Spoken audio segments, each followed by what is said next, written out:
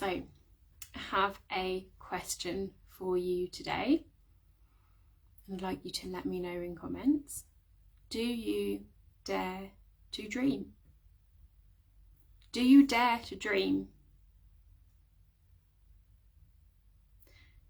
The world needs you to dream right now. So can you hold your dream, your vision, with conviction to your path, your purpose, your mission, and what you are here to do in this world? And I want to say I hear you if the answer to this is no, I don't dare to dream, or yes, but it takes courage, it takes bravery. Remember, the word courage comes from cœur, which is heart in French. I always come back to this. So courage, bravery is heart-centered. It is heart-centered, small steps, small courageous steps that actually lead to real change in this world. So do you dare to dream? Let me know in comments.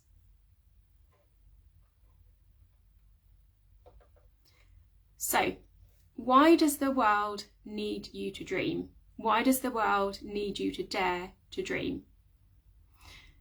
So let's go into Science Geek, Gemma. And my client Jenny described me as a bridge between the science and the spiritual. So let's go into brain geek mode for a second, and then we'll come into more the quantum, the energetic side of this. So the reason that the world needs you to dream is because our brains are wired to the negative. They are wired to threat. There is no getting around that we still have caveman brains. And there's nothing wrong with that. There's nothing wrong with us. Does that create things like stress, anxiety, depression? Yes, it does, because that is the way our brains are wired. However, we don't have to consent to that, because we can change the brain. We can hack the brain. And this comes into the science of positive psychology. So we actually need to dream so that we can focus on the dream, focus on the vision. And let me know in comments, what is like a hell yes, big yes vision for you in your body? Let me know, what are you calling in? What are you dreaming into reality this year? Because when we do that, and in particular, and if you're not a visual person, then it is about the feelings. If you are a visual person, then you can really amplify this with the feelings of that vision, of that dream. And when we do that, we start to amplify these positive emotions like joy and excitement and peace. And when we do that, some amazing structural changes start to happen in the brain. And this is the science of positive psychology. So we need to dare to dream.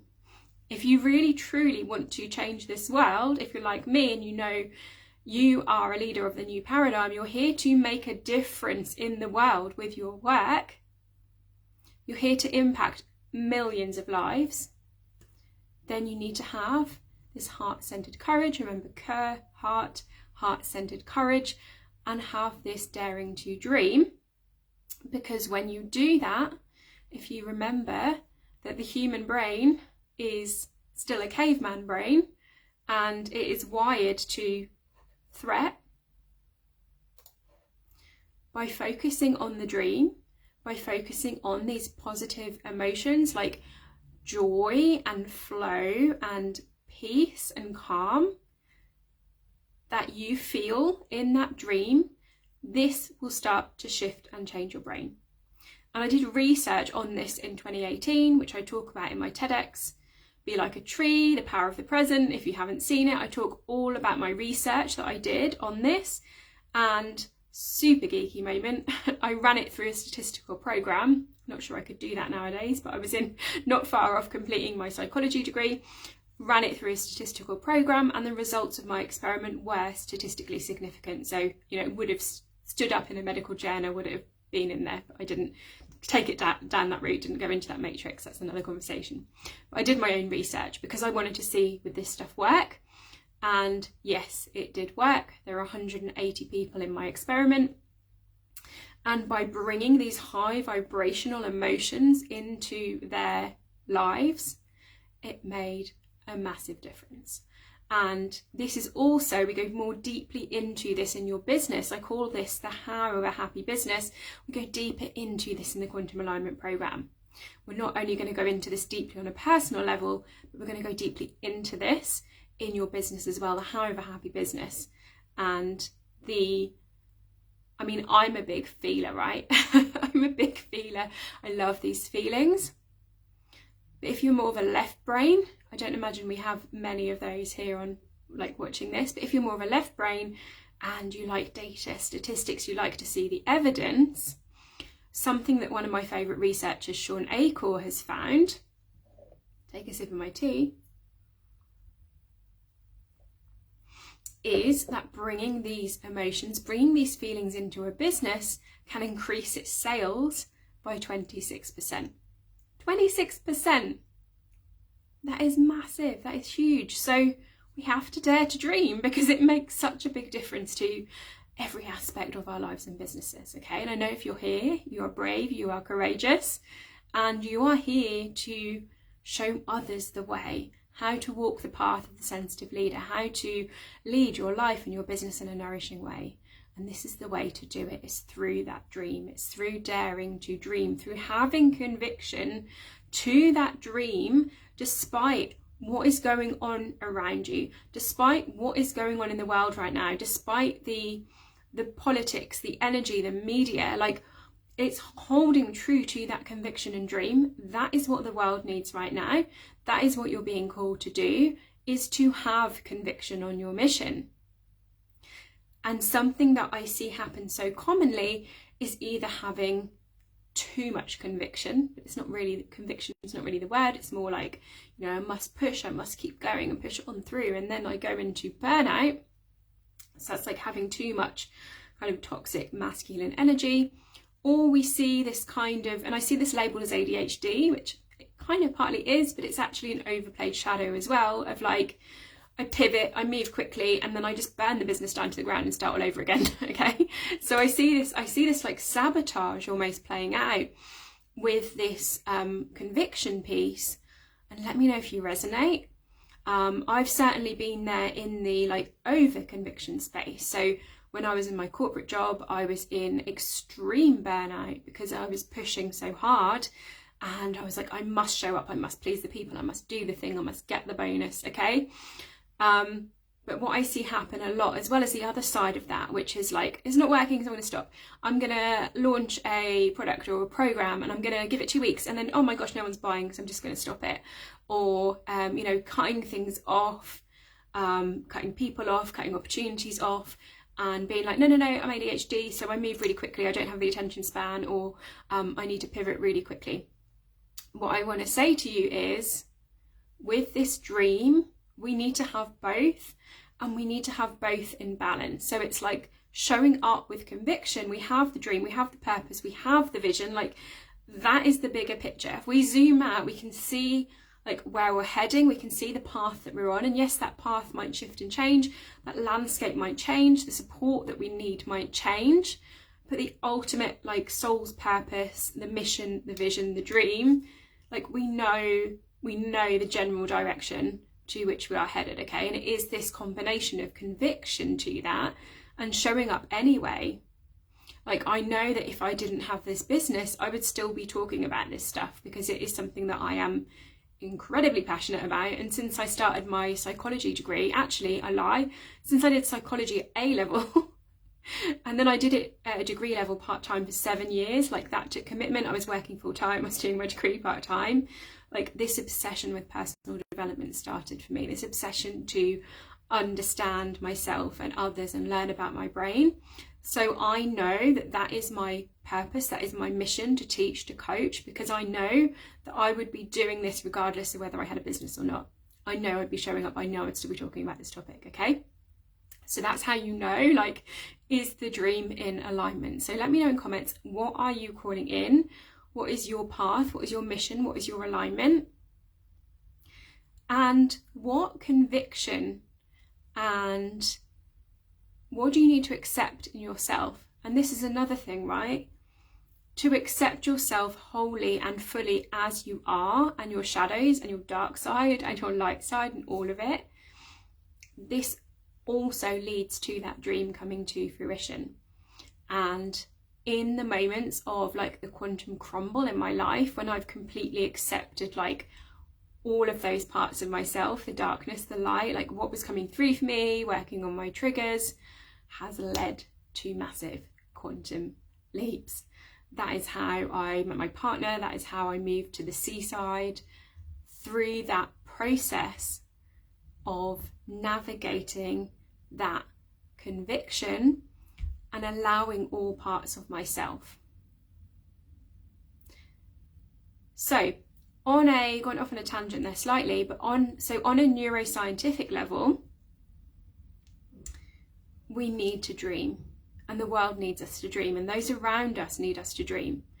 And if you are being called delusional for your dream, then I applaud you, because you are doing it right. Because where the world is at right now, we need people to be in that level of delusional and feeling like you're delusional, and keep holding that vision for things to actually shift and change. So if you're being called delusional by friends or family, like, you're doing it right, okay? And you might also need to have boundaries with that, and have boundaries around who you share that dream and mission with as well. You ideally only really want to be sharing your vision with those who are on the path with you, like in your soul tribe. And when you do that, when you share your vision with the right people as well, this will amplify. And this has been shown again by research. This research was done in the 70s, that they found if you had 8 people, like 8 people was the magic number, focused on someone else's vision for them, it would send out waves that would start to create that probability. So like 8 people's, the waves of 8 people, and this is what we do in the Quantum Queen membership, is we get together and we focus on the vision for each other. The waves of 8 people was just exponential in terms of what it would create in reality, okay? So you focusing on your dream, but then having that aligned tribe focusing on your dream as well, and holding you to that vision. And this is what I do with my clients, is like, I never would ever say someone's dream is too big. Like, whatever your dream is, that is your dream, and I'm here to hold you to that timeline. I will never say like your goal isn't big enough, your dream isn't big enough, because I'm not here to judge that. I'm not here to judge that. I'm not the kind of coach who says, oh, you should be focusing on 10k months, or you should be focusing on XYZ, or you should be working with this type of client. Or when someone tells me their vision, I don't say, well, that's not big enough for you. I might say, let's play with possibility. And let's play with possibility. If you were to, for those that have read this book, let me know, 10x is better than 2x. If you were to 10x that vision, what would your actions be? But that doesn't mean you 10x the vision and then that's your goal and then you're not worthy if you don't reach that. But it's more like, how do we shift that perspective? And whatever your goal is, whatever your vision is, I'm not there to have judgment of that. I'm here to help you align, or even in some cases, even find the train tracks. For some people, they're like, I don't know where the train tracks are, need to do a bit of discovery work to even find them. And we might need to clear some energies off that are in the way to finding them. And then we can find them and we get you on them, and then the train just rolls along smoothly to its destination, okay, for want of a better analogy. So do you have people in your life that can hold you at that vision, that allow you to dare to dream, that allow you to be, that see that in you and ask you the right questions? Or are you surrounded by people that shut you down, call you delusional, roll their eyes? That's something I've had in the past. Like, this is super important. And remember, the right people are actually amplifying that vision for you, amplifying the dream. So it really is about daring to dream and then having the conviction on that path, the conviction, whilst at the same time honouring your neurodiversity, honouring the fact that you have lots of interests and you're interested in different things, and you might shift and you might change and you might pivot, but the ultimate dream is still the ultimate dream. So it is allowing yourself to be exactly who you are with your neurodiversity, with your sensitivities, whilst maintaining conviction to the dream, to the vision, okay? It is both. And this is true of anything that we are navigating in life, okay? We pendulum swing between one and the other. And these many things that we pendulum swing between also stop us heading towards our dream, because we start to sabotage, and then we become delusional and we work towards the dream, and we're like on the track, and then the sabotage pattern will come in, or the victim mentality will come in, or we will feel we're not worthy, or something will happen, and we'll end up with this kind of like push-pull and inconsistent energy towards our dream, towards our goal. And this will ultimately slow us down, because we're not just like, okay, the train's on the tracks, I'm making some minor adjustments, I'm tweaking that compass direction by 1%. It's like we've pushed ourselves like completely off the tracks, okay? So daring to dream is about balancing like both of these and ending up in this kind of middle state where it's this and this. I'm delusional and I'm staying true to my purpose, and I shift and pivot and I'm true to my purpose, okay? So we do have to dare to dream. So I've given the geeky information around this and the neuroscience around why this is, but on a frequency level as well, this also comes into both high energy, low energy, and perceived negative and positive emotions as well, because that dream is about the feelings that you feel in this dream. And there's so much focus on the law of attraction, create a vision board, get the vision, see the vision. But a big piece of this dream is the feeling. And to keep it really simple, all we are really searching for want of a better word, is a feeling. So if you can evoke that feeling in you now, the joy, the flow, the calm, the peace, what would it take in this moment to feel joy? What would give you joy? You might be having a dance in your kitchen. It might be putting a blanket around you. You might be having a cup of tea. Mine's got cold, so I have to make a new one. What would evoke that feeling now? Because it is your feeling that is going to open up that pathway, that timeline to your dream. The only thing we really need to do to shift onto our highest timeline is say, what would bring me joy right now? What would bring me pleasure right now? What would bring me peace right now? And doing the thing, okay? And this year is less about doing the inner work, the affirmations. I'm claiming it on a mindset level. This year is about taking the action. The dream is here. The dream is right here this year. The energy of this year is like the dream is right here, and there is a lot of distraction going on. So what will you do to put yourself right in front of that? And it is a frequency. It is a boundary, physically, energetically, putting yourself right in front of that dream. That is what the energy of this year is consistent with, okay? But it's going to take conviction and action to do that. Having the courage, the heart-centered courage to step into that frequency of your dream, of your mission, of your vision. So let me know in comments, what are you calling in? What's in your dream? What would you like to be held with support in?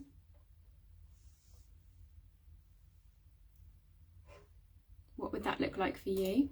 How could you choose those frequencies for yourself today? What would that look like for you? And if you want to go deeper into this, if you want to learn not only to really embody this and absorb this into your life, but into your business, into the How of a Happy Business, into working with the quantum field, into going beyond like an energy modality, okay? We're going beyond this in the Quantum Alignment Program, and we are creating an authentic modality for you, and you are getting an incredible course that is going to support you in every single step of your quantum alignment, from relationships to the How of a Happy Business, to energy clearing, to energy alchemy, to shadow alchemy. It's going to walk you through every step of the way. And there are payment plans available. There's an opportunity. There's one spot available for someone that wants to work through this with me one-to-one. If you're thinking one-to-one feels more in alignment, I need more intimate support, I would like one-to-one coaching and clearing to help walk me through this process, I desire more that intimate support, there is one-to-one spot, or you can apply for the group, or there's even a self-led option. So if you're just like, hey, I'm super self-led, I can just get stuck in, do the study, I don't need support, I know what I'm doing, you can go through that self-led option as well. And you have just a couple of days left because the doors are closing, and Friday